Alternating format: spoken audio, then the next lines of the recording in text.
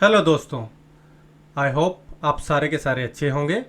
आज हम बहुत इंटरेस्टिंग टॉपिक पे बात करने वाले हैं जिसका नाम है DNS. Believe me, most demanded requirement अगर कोई है इंटरनेट के लिए तो वो है डीएनएस। आप इंटरनेट के लिए कहीं भी जाएं, Amazon, Facebook, LinkedIn, Twitter, DNS आपका पिक्चर में आएगा ही आएगा। और अगर मैं बोलूं कि डीएनएस पर कोई अटैक हो जाए या डीएनएस किसी भी वजह से उसमें खराबी आ जाए तो डू यू नो ये सारी की सारी टेक्नोलॉजी कोलैप्स्ड हो जाएगी।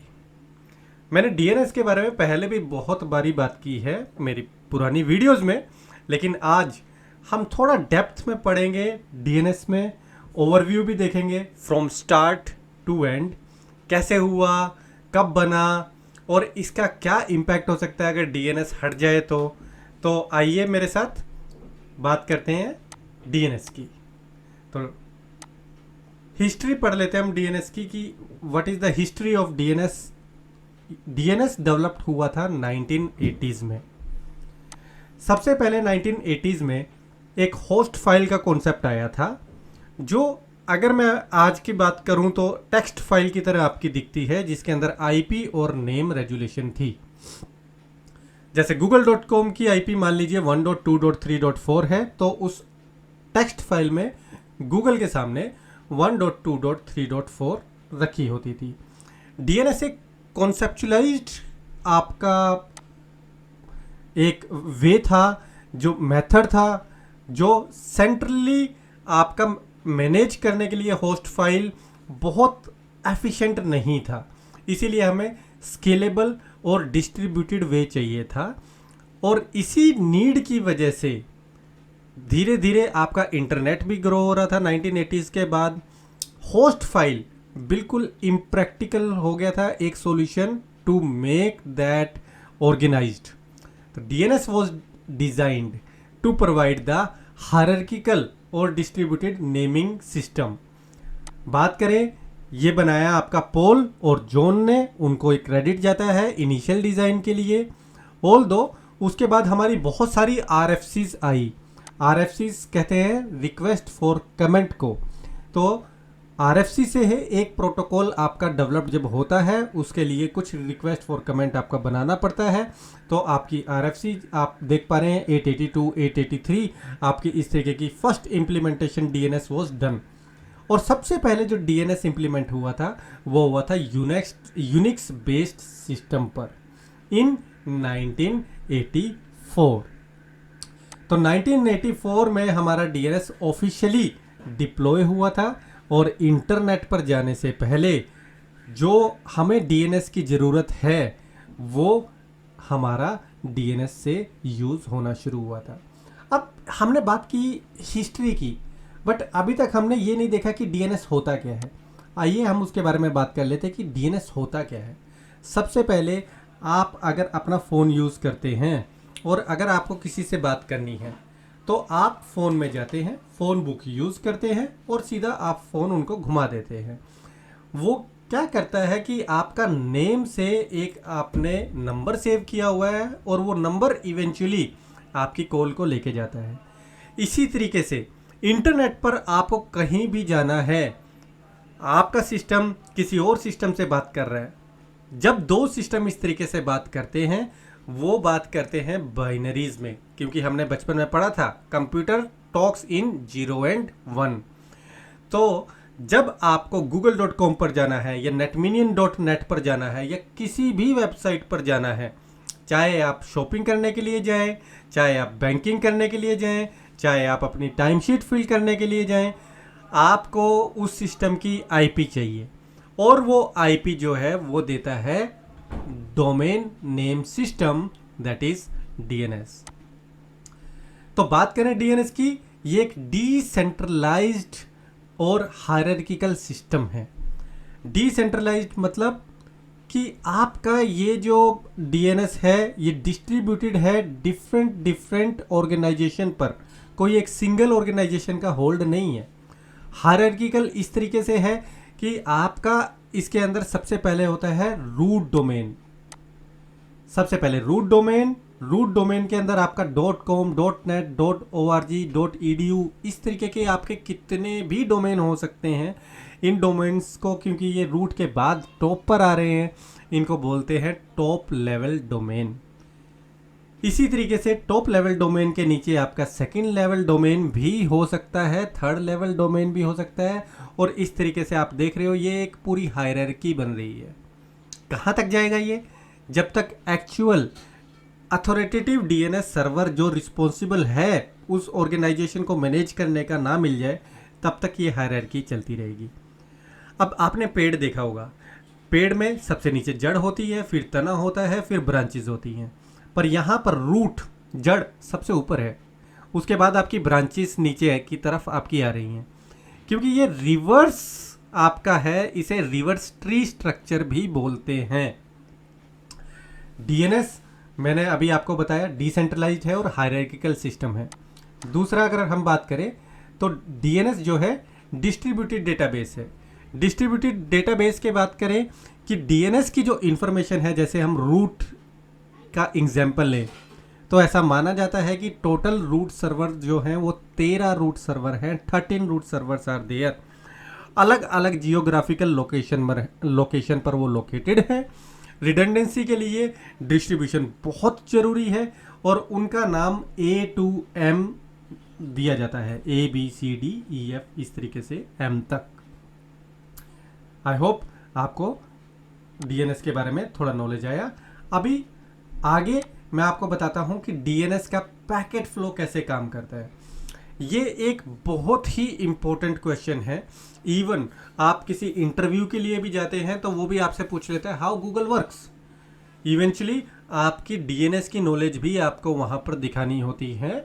उसके अलावा भी बहुत सारी चीज़ें हैं, लेकिन हम यहाँ पर जो डीएनएस की बात कर रहे थे, अभी हमने टॉप लेवल डोमेन की बात की, रूट सर्वर की बात की, हम वही सारी बातें अभी इस पैकेट फ्लो में करेंगे।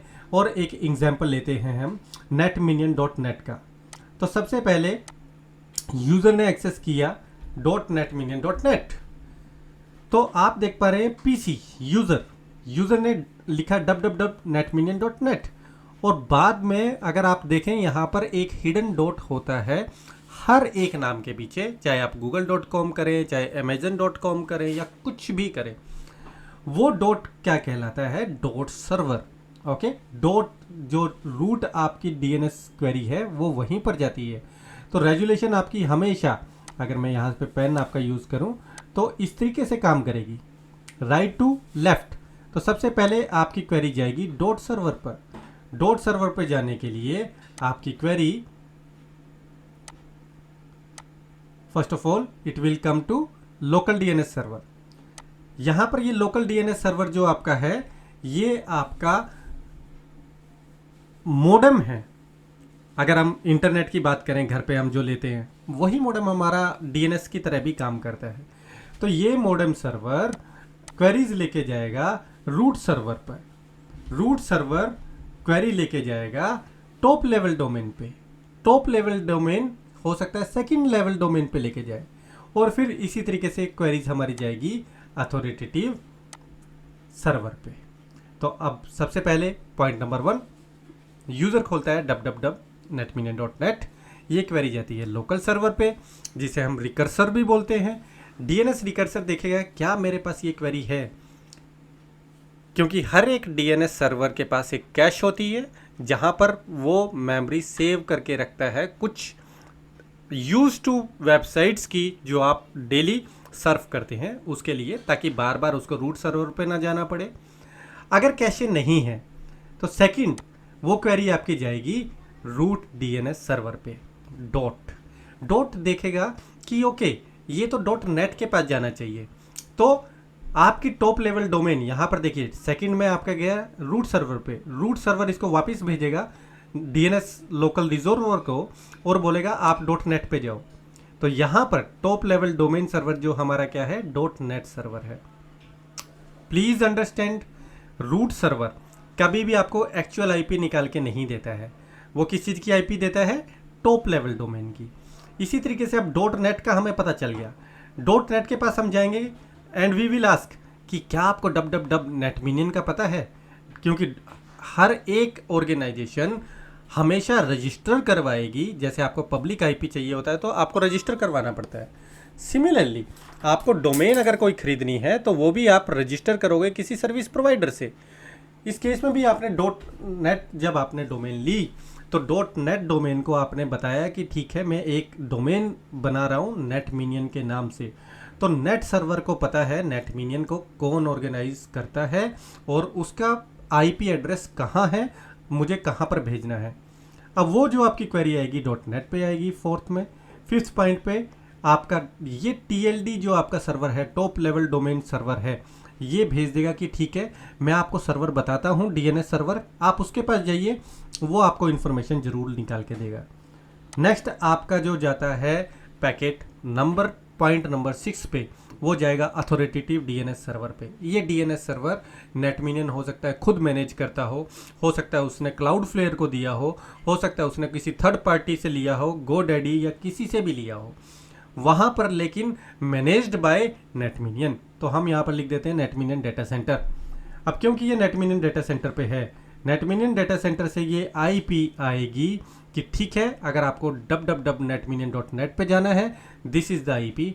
वो आईपी आपका ये लोकल रिजोल्वर कैश भी कर लेगा और साथ में आपका भेज देगा पीसी पर। अगेन बहुत इंपॉर्टेंट पॉइंट है, it is named as your DNS query process.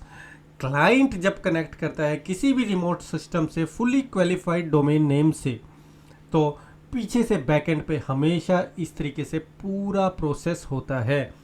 Okay, although ये प्रोसेस बहुत जल्दी हो जाता है इसलिए हमें पता नहीं चलता, लेकिन this process held every single time whenever you go to the internet. Okay, fair enough. आगे देखते हैं कि अब हमने बात की ये किस तरीके से होता है, डीएनएस काम करता है। लेकिन अभी मैं अगर आपसे बात करूं कि जब डीएनएस हम यूज़ कर रहे हैं या कोई भी चीज़, कोई भी सिस्टम हम यूज़ करते हैं तो उसके अंदर कुछ वल्नरेबिलिटीज़ आ जाती हैं। वल्नरेबिलिटीज़ मतलब उसके अंदर कुछ वीकनेस रह जाती हैं, राइट। और उसी वल्नरेबिलिटी को एक्सपोज करके हैकर्स जो है बहुत सारा गलत काम भी कर सकते हैं। तो अगर हम बात करें, एक अटैक हुआ जिसका नाम था डीडोस अटैक, 2016 में हुआ।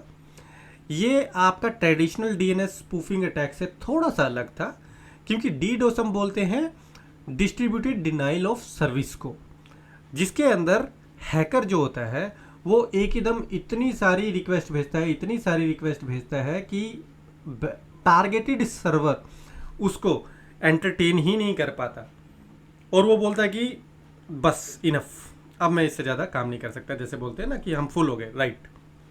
तो उसी तरीके से डीडोस अटैक हुआ 2016 में, जिसकी वजह से मेजर इंसिडेंट हाईलाइट हुआ। पोटेंशियल इम्पैक्ट था आपका डिस्ट्रीब्यूटिंग डीएनएस सर्विस को अवेलेबिलिटी को रोकना। Second, sea turtle attack. Sea turtle DNS registrar और रजिस्ट्रीज के लिए हुआ। ये अटैक आपका रीडायरेक्ट कर रहा था ट्रैफिक को मैलिशियस सर्वर्स की तरफ। अब देखिए मैंने आपको बताया रूट डोमेन से जाएगा टॉप लेवल डोमेन पे, टॉप लेवल डोमेन से जाएगा अथॉरिटेटिव डीएनएस सर्वर पे। क्या हो कि क्वेरी हमारी अथॉरिटेटिव डीएनएस सर्वर के जाने से पहले ही कोई बीच में ही उसका रिस्पॉन्स कर दे और वो गलत रिस्पॉन्स कर दे, तो हमारा यूज़र कहीं गलत जगह पे चला जाएगा। तो ये कैंपेन स्टार्ट हुआ था प्रॉपरली सी टर्टल नाम से 2019 में, जहाँ पर सेंसिटिव इंफॉर्मेशन को गैदर किया जाता था from government organisation and other entities. इसी तरीके से आपका हुआ घोस्ट नेट इन 2009। बहुत लार्ज स्केल पर ये आपका नेटवर्क टारगेटेड था आपका, अगेन गवर्नमेंट्स थे, ऑर्गेनाइजेशन थे, इवन इंडिविजुअल भी थे through over the world wide. ये आपका डीएनएस स्पूफिंग टेक्निक यूज करता था ताकि जो भी हमारा लेजिटिमेट यूजर आ रहा है उसको रीडायरेक्ट कर दिया जाए कुछ ऐसी साइट पर जो साइट एग्जिस्ट ही ना होती हो। और क्या एम था? एम था कि स्टील कर ली जाए, चुरा ली जाए सेंसिटिव इंफॉर्मेशन, या क्या किस तरीके की कम्युनिकेशन हो रही है वो कम्युनिकेशन को मॉनिटर किया जाए। Same DNS changer in 2007, malware was infected million of computers at that time और साइबर क्रिमिनल्स ने ये पूरा का पूरा आपका अटैक कैरी आउट किया था। उन्होंने अलाउ किया मैलिशियस एक्टिविटी को, फिशिंग की, मेलवेयर डिलीवरी की और एडवर्टाइज किया बहुत सारा फ्रॉड को। तो आपका डीएनएस अगर कंप्रोमाइज हो जाए तो there can be a lot of attacks. इनसे बचने के लिए हम क्या कर सकते हैं उसके बारे में हम पढ़ेंगे, बट उससे पहले एक और चीज़ हम देख लेते हैं जिसको बोलते हैं स्पूफिंग अटैक। स्पूफिंग अटैक मैं जैसे अभी आपको बता रहा था उसको मैं थोड़ा डायग्राम के साथ समझाता हूँ। देखिए, ये हमारा क्लाइंट है, क्लाइंट की रिक्वेस्ट आती है, वो रिक्वेस्ट जाएगी लोकल रिजोल्वर पर, जैसे अभी मैंने आपको थोड़ी देर पहले बताया था। लोकल रिजोल्वर भेजेगा टॉप लेवल डोमेन रूट पे, फिर टॉप लेवल डोमेन पे, फिर अथॉरिटेटिव सर्वर पर। अब यहाँ पर रियल वेबसाइट की रिक्वेस्ट आई क्लाइंट की, क्लाइंट ने ये भेजी रिक्वेस्ट कि ठीक है मुझे बताओ, लेकिन वो रिक्वेस्ट जाने से पहले ही अटैकर ने उसको रिस्पॉन्स दे दिया कि बीच में ही वो क्वेरी आपकी पढ़ ली, और क्वेरी पढ़कर उसने रिस्पॉन्स कर दिया कि ठीक है ये आपकी आईपी है। मान लीजिए अटैकर जाना चाहता है facebook.com पे, अब फेसबुक की आईपी ना आकर कोई और आईपी मिल जाए तो हमारा क्लाइंट कहाँ चला जाएगा, दूसरी वेबसाइट पे। अब वो क्योंकि फेक वेबसाइट पे चला गया है, रिजोल्व आईपी ही फेक हो गई है, उसकी वजह से क्लाइंट की सारी इंफॉर्मेशन अब वो फेक वेबसाइट वाला पढ़ सकता है, और ये रीडायरेक्टिंग ट्रैफिक यूज़ हो सकता है डीएनएस कैशे से भी, जो मैं अभी अगली स्लाइड में आपको बताऊंगा। Okay, let me tell you very serious consequence, क्योंकि आपका डाटा पूरा का पूरा चोरी हो सकता है, फाइनेंशियली आपका बहुत लॉस हो सकता है, अगर आप बहुत बड़ी ऑर्गेनाइजेशन हो तो आपकी रेपुटेशन का डैमेज हो सकता है, अगेन सर्विसेज का डिसरप्शन तो होगा ही होगा। तो फेक वेबसाइट पर रीडायरेक्ट कर देना, you can intercept every each and single communication. तो अगर कोई सेंसिटिव कम्युनिकेशन है ओके, तो आप देखिए उसका कितना सीरियस कंसिक्वेंस हो सकता है। लॉगिन क्रेडेंशियल्स आपके जा सकते हैं, तो बहुत सारा आपका कॉन्सिक्वेंस जो है इसका बहुत हाई होगा। इसी तरीके से मैंने आपको बताया था कि हर एक चीज़ डीएनएस के पास नहीं जाती है, क्यों? क्योंकि मेरा लोकल रिजोल्वर उसको कैश कर लेता है, उसको अपने पास थोड़ी देर के लिए स्टोर कर लेता है ताकि बार बार ना जाए। अब क्या हो जब वो स्टोरेज पीरियड ओवर होने वाला हो और कोई बीच में ही मैनिपुलेट कर दे उस डीएनएस कैशे को, मतलब मेरा लोकल रिजोल्वर जा रहा है और वो पूछना चाह रहा है टॉप लेवल डोमेन से कि मुझे इसकी आईपी बताइए। अगेन फेक आईपी उसको मिलती है और वही आईपी उसने सेव भी कर ली, तो जितनी देर के लिए उसने ये स्पूफ किया डीएनएस रिकॉर्ड को, ओके, उसने सेव किया, ये सारा का सारा इलेजिटिमेट ट्रैफिक वो भेजता रहेगा अननोइंगली। इसी को हम बोलते हैं कैश पॉइजनिंग। जब टारगेट रिजोल्वर को स्पूफ्ड डीएनएस रिस्पॉन्स मिले और वो कैश भी कर ले इस फोर्ज्ड डीएनएस रिकॉर्ड को, अब सब्सिक्वेंट जो भी डीएनएस क्वेरीज आएंगी वो सब की सब इफेक्ट होंगी ही होंगी। ओके, अगेन जो मैंने अभी आपको थोड़ी देर पहले बताया था रीडायरेक्टिंग का, तो रीडायरेक्ट वो होती रहेंगी और इसी तरीके से वो कैश होंगी। Solution is the DNS SEC, domain name system security extensions. ये आपको एक सॉल्यूशन प्रोवाइड करता है to provide end to end authentication. आपकी जो रहती है हर एक क्वेरी ऑथेंटिकेटेड होगी और इंटीग्रेटेड रहेगी। आप इम्प्लीमेंट कर सकते हो रेट लिमिट को भी, ताकि आपका डीडोस अटैक ना हो, बट इसके बारे में हम पढ़ेंगे नेक्स्ट वीडियो में। आप मुझे प्लीज़ कमेंट करके बताइएगा अगर आपको वीडियो अच्छी लगी, ओके, और आपको और किस पॉइंट पे किस टॉपिक के बारे में जानना है आप मुझे वो भी बताइएगा।